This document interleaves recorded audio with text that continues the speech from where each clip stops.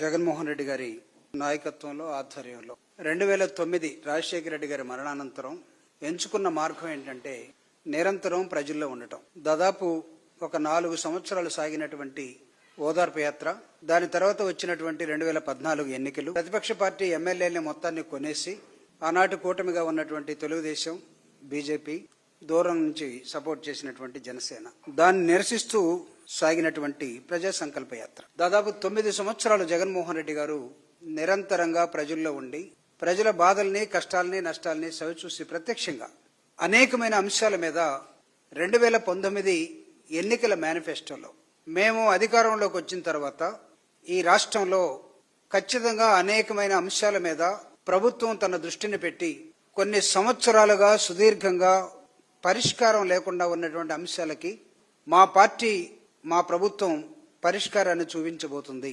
ఇది ప్రజలకు ఇచ్చినటువంటి వాగ్దానం జగన్మోహన్ రెడ్డి గారు.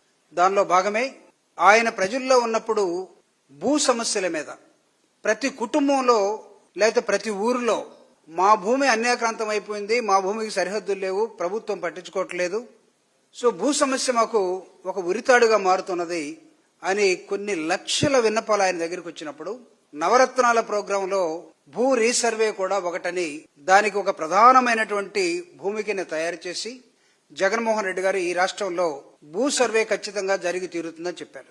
దానికి విలేజ్ సెక్రటేరియట్స్, గ్రామ సచివాలయాలు ప్రధాన కేంద్రంగా అక్కడే అవసరమైతే రిజిస్ట్రేషన్ కూడా జరుగుతాయి. దాని టెక్నాలజీ కానీ, దానికి కావాల్సినటువంటి అనేకమైన హ్యూమన్ రిసోర్సెస్ కానీ ఒక సైంటిఫిక్ అప్రోచ్ లో జగన్మోహన్ రెడ్డి గారు చేసినట్టు promise to the people. Fortunately కేంద్ర ప్రభుత్వం కూడా ఇలాంటి ప్రతిపాదన ఒకటి కావాలని ఆ సందర్భంలో ఎదుగుతున్నటువంటి వాళ్ళ ఆలోచనలో ఉన్నటువంటి అంశం.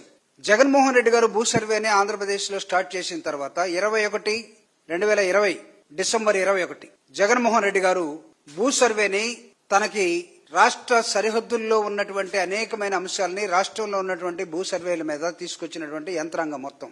దీన్ని ఆనాటి ముఖ్యమంత్రి, ప్రధానమంత్రి నరేంద్ర మోడీ గారు సిఎస్ మీటింగ్, దేశవ్యాప్తంగా ఉన్నటువంటి చీఫ్ సెక్రటరీస్ మీటింగ్ లో కూడా ఆంధ్రప్రదేశ్ లో జగన్మోహన్ రెడ్డి గారు ఒక భూ సర్వే చేస్తున్నాడు, దాన్ని ఆదర్శంగా తీసుకుని దేశవ్యాప్తంగా సర్వే జరగాల్సిన అవసరం ఉంది.